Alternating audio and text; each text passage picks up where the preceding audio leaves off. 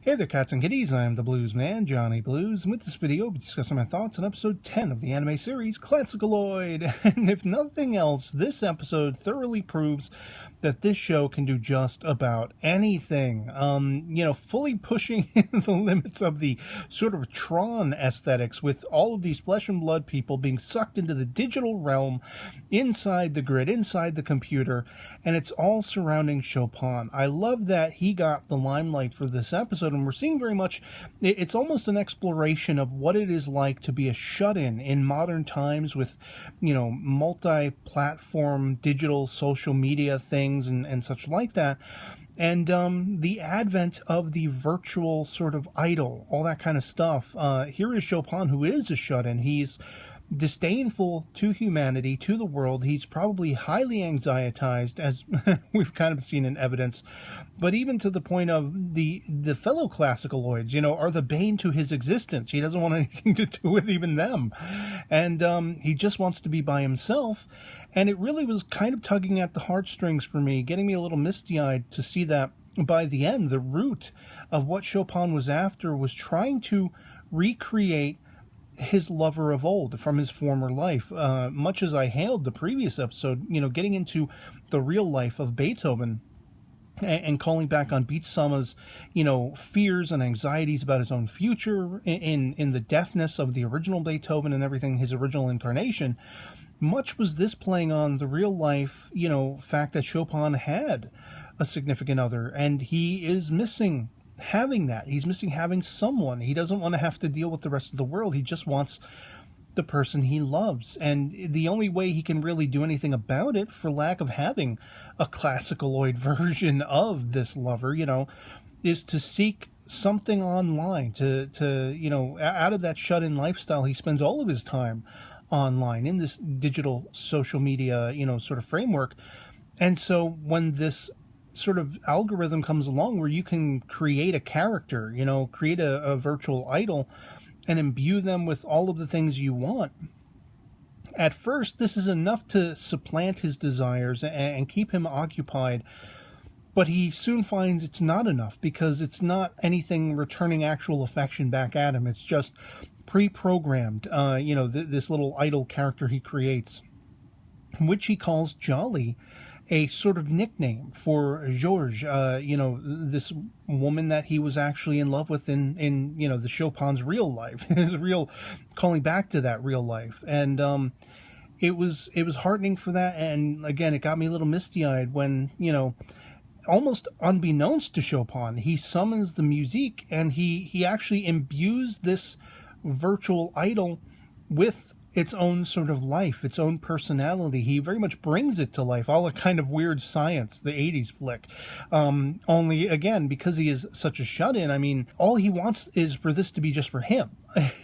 Whereas the idol, Jolly, begins to have her own aspirations to try to make his music reach the world and try to become as popular as possible. It's kind of like the YouTube thing where she's counting on views and attention and how many times her video is getting shared around and, all that kind of stuff, uploading it, all of that, mishmash and hodgepodge of nonsense that in the end doesn't really matter because Chopin, all he wants is someone to be affectionate toward and to have that reciprocated, And so it's insane. It's definitely skirting the lines of insanity that he's able to bring about this life form that then gains the attention of Bach-sama and that whole syndicate. And they want to try to pirate it. Why even bother having real ClassicaLoids, flesh and blood ClassicaLoids, who it seems the mission statement is answered in this episode, their whole syndicate, the idea that they're trying to sort of rule the world with music. Well, you have the right-hand woman of Bach who is basically saying, if we can do this on a virtual level, we don't even need you flesh and blood ClassicaLoids. We don't even need Berezovsky, Tchaikovsky, and all these others, We could command the world over the digital virtual medium. And that to me just blew my mind. And he's going to try to be with Jolly in that medium, but something backfires or whatever it is. He doesn't really do it the correct way. So, Beethoven, Mozart, Liz, and Sosuke, all this kind of stuff, they all get sucked in. Even the bird, who is on that little sort of self-cleaning vacuum, that they tried to fix. Mozart just picked it up off the sidewalk or something like that, or a guy gave it to him, and they have Chopin try to fix it. Of course, it's ruined, and all through the house has this bird been writing on the back of it, and he's even writing it in the virtual world.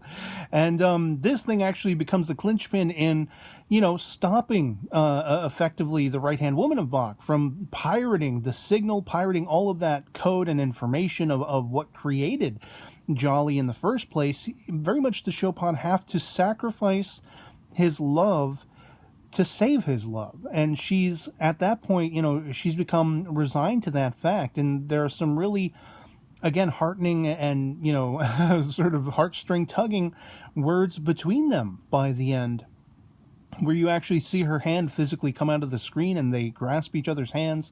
And it's really a sweet moment, because here Chopin is losing this love all over again. I mean, she does walk out on him at one point in the episode, deciding, well, if you're not going to write any more music for me to put it out there to become more famous and everything, well, screw you, I'm walking away.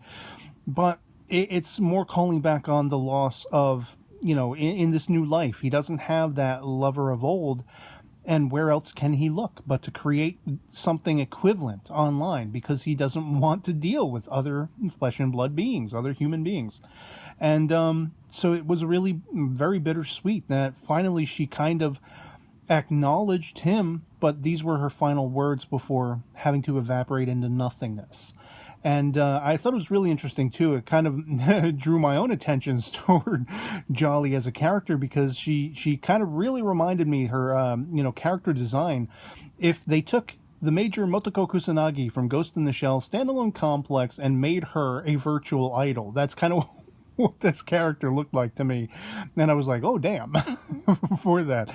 Longer hair, but the hair was purple. The eyes were still that sort of, I guess you say, like rose-colored or slightly orangish colored. The whole motif, that she's wearing, it's almost like an idol equivalent of what the major would wear and everything. So I just thought that was cool as far as a character design goes.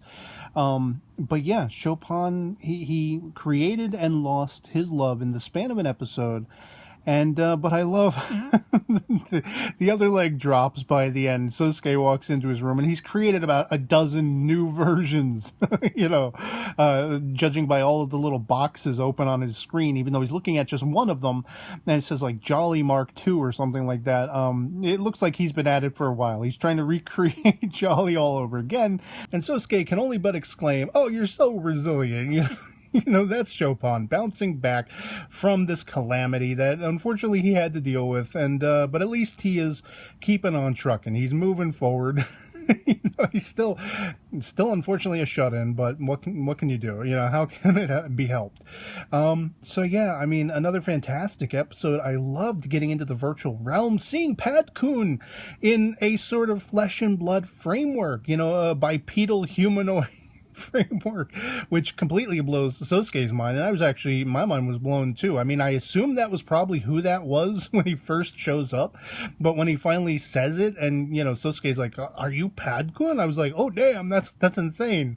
And that's this show. It's insane. It's absurd, but I love it because it's got great heartening aspects and great characterization. The mesh, as I was talking to one of you guys in the comments on my last episode discussion video, this sort of rock opera-esque, way of doing this show where you have these classical pieces of music and they are being made contemporary with rock and pop, aesthetics surrounding them and being put into them.